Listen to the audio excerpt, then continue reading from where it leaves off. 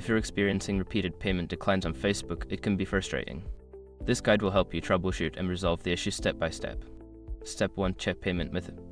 Ensure that the payment method you are using is valid and has sufficient funds. Verify that the card details are entered correctly, including the card number, expiration date, and security code. Step 2. Review account status. Log into your Facebook account and check for any notifications or alerts regarding your account status.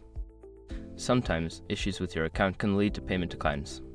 Step 3. Update payment information. If your payment method has expired or is no longer valid, update your payment information. Go to the payment settings in your Facebook account and add a new payment method if necessary. Step 4. Contact your bank. Reach out to your bank or credit card provider to ensure there are no issues on their end.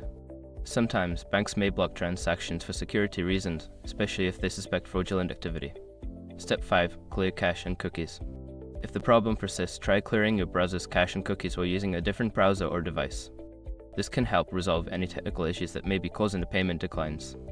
By following these steps, you should be able to resolve the payment decline issues on Facebook. If the problem continues, consider reaching out to Facebook support for further assistance.